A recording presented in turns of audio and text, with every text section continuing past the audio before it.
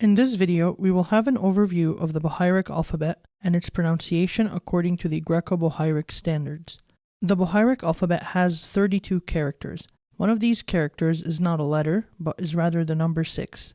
Since the Coptic letters also double as numerals, this character is preserved in the alphabet, although it holds no phonetic value in modern Coptic. Of these letters, 24 are of Greek origin and 7 are of Demotic origin. In this video, we will take a deeper look at each letter and clarify the rules for its pronunciation. To make it easier, we will split the letters up into 4 categories. Familiar letters, which look like English letters and for the most part sound like them. Curveball letters, which look like English letters but sound different. Unique letters of Greek origin, and unique letters of Demotic origin. Each set of letters also has a companion video here on this channel. Those videos should provide a review for the pronunciation and allow you to practice your pronunciation of some common words.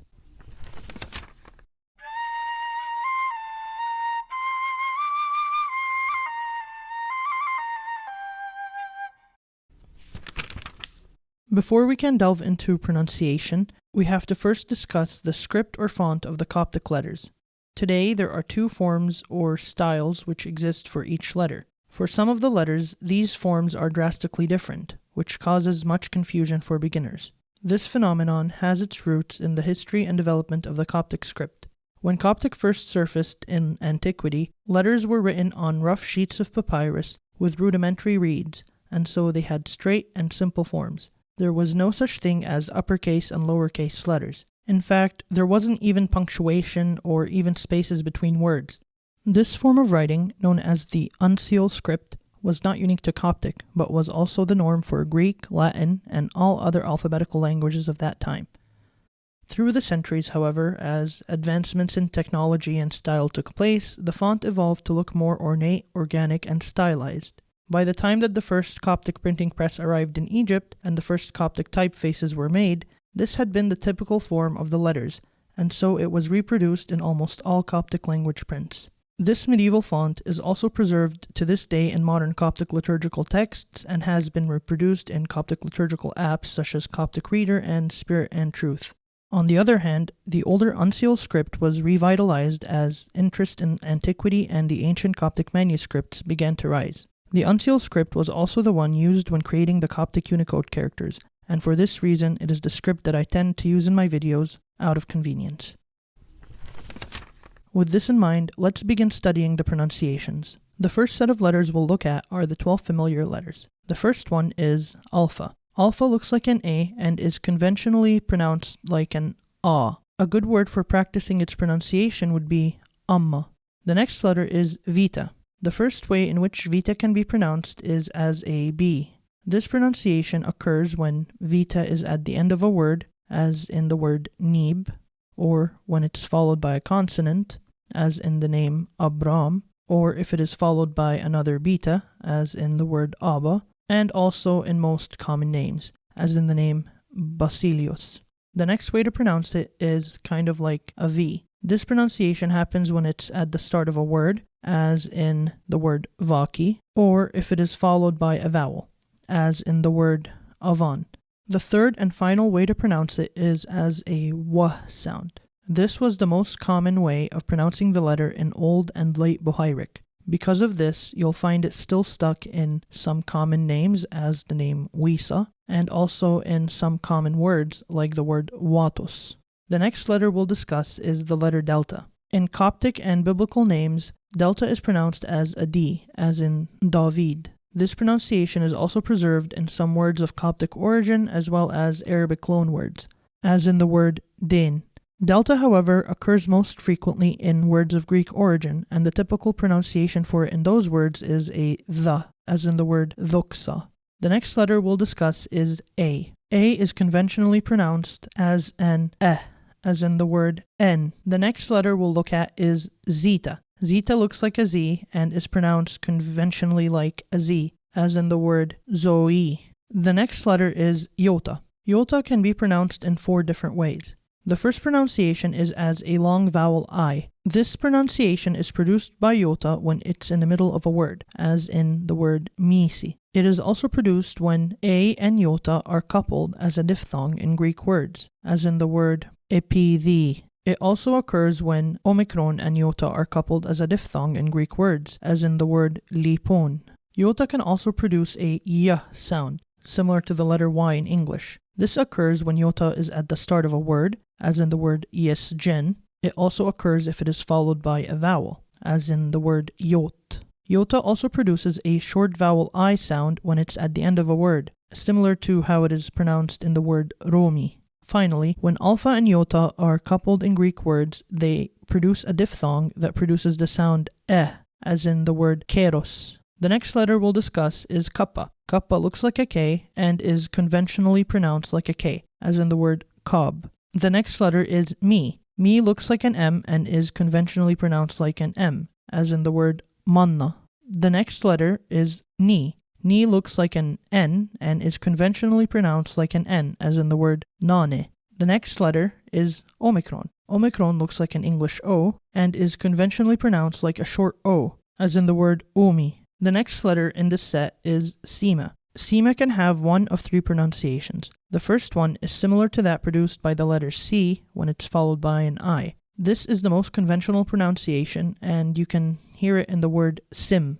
Sima can also make a s sound if followed by alpha, omicron, or omega, as in the word son. Finally, it can also make a z sound similar to the letter Z in words of Greek origin if followed by an M, as in the word plasma. The final letter we'll discuss is tav. Tav can have one of three sounds as well. The conventional pronunciation is a T, as in the word tebt. Similar to sima, if it is followed by the vowels alpha, omicron, or omega, it becomes a harsher T sound, ta, as in taco. Finally, in words of Greek origin, if followed by the letter ni, tav makes a d sound, as in the word ondos. The next set of letters we'll discuss are the curveball letters. These letters look like English letters but have totally different pronunciations. The first one we'll discuss is ita. Ita kind of looks like an H, but it's conventionally pronounced like a double iota, a longer E sound, as in the word irp. The next letter is ro. Ro kind of looks like a P, but it's pronounced like an R, as in the word ron.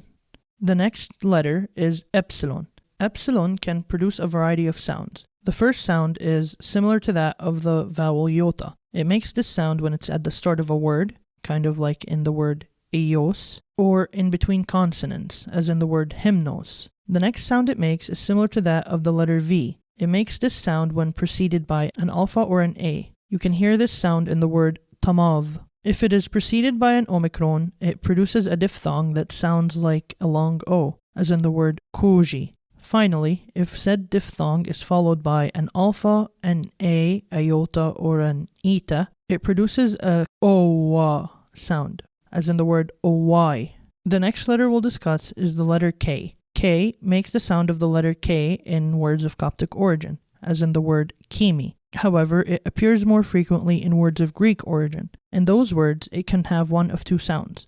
If it is followed by an A, iota, eta, or epsilon, it makes the sound sh, as in the word shere. If it is followed by a consonant, it makes the sound ch, as in Christos. This sound is also made if it is followed by an alpha, an omicron, or an omega, as in the word charis. The next letter is omega. Omega is conventionally pronounced like a long O, as in the word onch.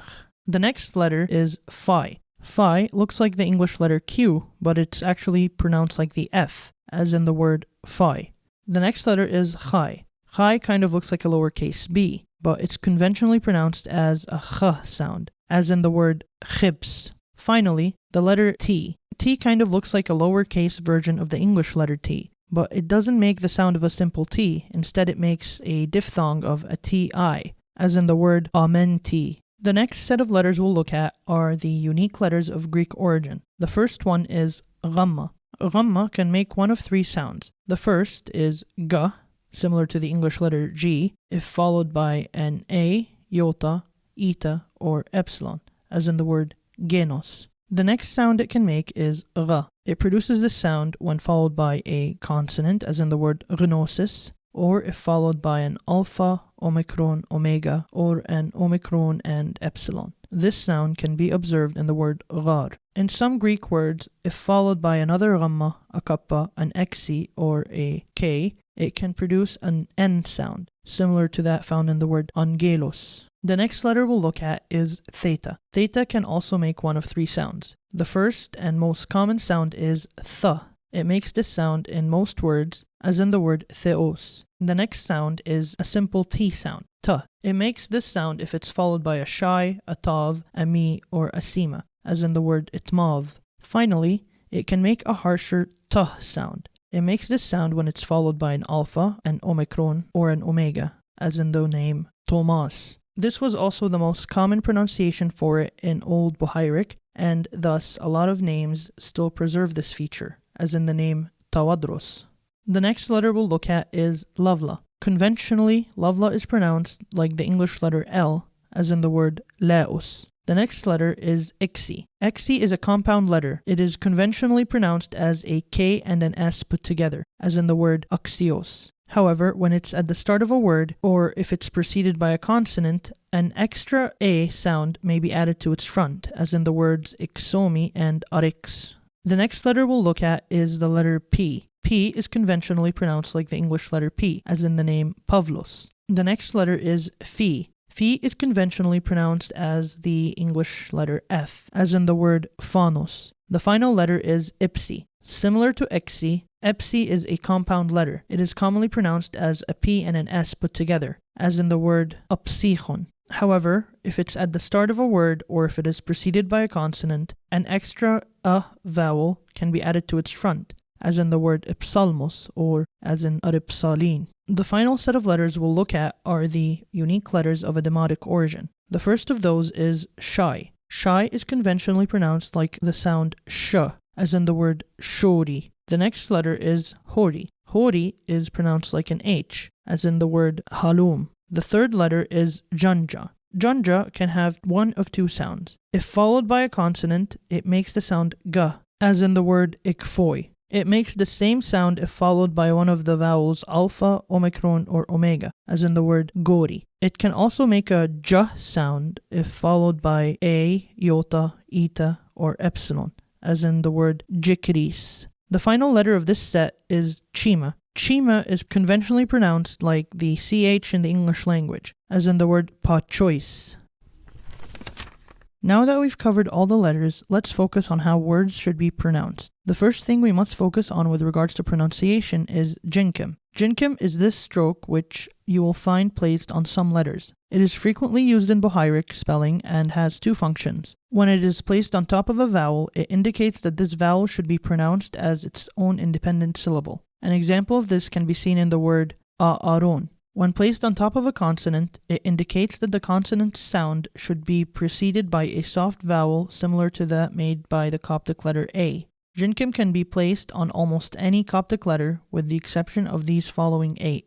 In addition to the rules concerning jinkim, these other rules can also help you decide where stress lies in a word. The general rule of thumb is that stress is always on one of the last two syllables of the word. The vowels eta, omicron, and omega are always stressed. Also, the following vowels and diphthongs, when they occur at the end of a word, are always stressed: alpha, iota, alpha iota, and a iota. The diphthong omicron epsilon is also always stressed when it occurs at the end of a word, unless it is a suffix indicating that the word is in the third person plural, or in certain other specific cases. Also, the final a, which rarely occurs in Bohairic, is only stressed in specific words. Keep in mind that these are observational rules, and so they have numerous exceptions. Hopefully with time and practice, pronunciation will become second nature to you, and you won't have to think too much about it.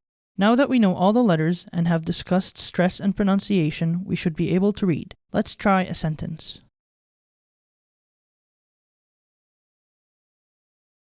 Isos b'Christos ibshiri emivnoti sotem eron owonainan. Jesus Christ, the Son of God, hear us and have mercy on us. But wait, that doesn't look right. What are all these lines and why do the words look so different from how they're pronounced? Well, in truth, the phrase should be spelled out as follows. However, common words and phrases are often abbreviated in Coptic. Since Coptic was written out by hand on papyrus, many of the scribes felt it too tedious to repeatedly write out words that tended to be repeated frequently. So over the years, a shorthand developed for such words. 2 or more of the most characteristic letters of the word would be preserved, and then they are topped with a line to indicate that they are an abbreviation. Some of the words which are most commonly abbreviated are Alleluia, David, Ithowab, Theos, Theo, Jerusalem, Isos, Ioannis, Kyrios, Kyrion, Kyrio, Kyrie, Christos, Bechristos, Ipnevma, Eios, Eio, Sotir, and the phrase Sha'evol. In addition to these simple abbreviations, there are also some more stylized abbreviations. For example, Ivnoti does not have a line, neither does K. Martyros is abbreviated as an intersected Miro. Pros is also a Piro, and Christos can be abbreviated as a Cairo. Similarly, Stavros can either have a Tiro or a Sima, Tiro, Sima. Finally, the last 3 and rarest of the abbreviations are for Menensa, Parthenos, and Syntheo. With these abbreviations in mind, let's do some brief reading practice from the Liturgy of the Coptic Orthodox Church. This practice should help us utilize our knowledge of Coptic pronunciation, syllabication, and abbreviation.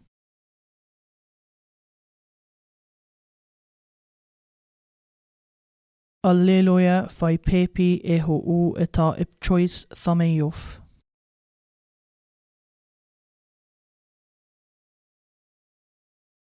Ifis maru ot in jepi ipnevma ith oweb in parakleton.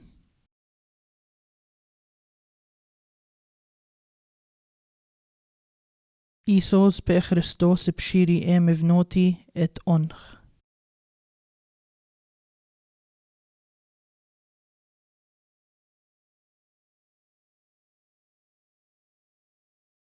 Ephlogitos, Kyrios, Isos, Christos, Eios Theos, Agiasmos epnevma agion amin.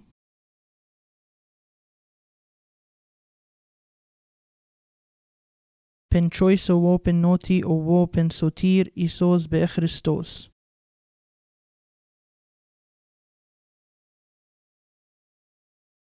Piathlovoros martyros pechoisep oro Georgios.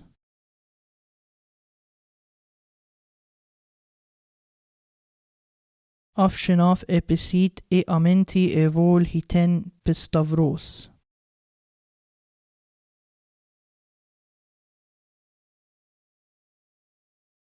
Genet kora inte niet onch sha ene gen Jerusalem inte etfe.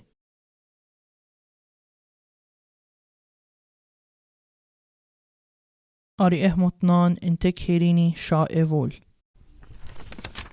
Great job on reading all of those difficult sentences. You should now have a clear understanding of the pronunciation of the Coptic language according to the Greco-Bohairic rules and should be able to recognize some common abbreviations. To review the alphabet at a slower pace and do some extra reading practice, watch the following 4 videos. If you've enjoyed this video, please give it a like, and if you haven't done so yet, hit the subscribe and bell buttons so that you don't miss any future videos. Stay tuned and Ogay Chinip Choice.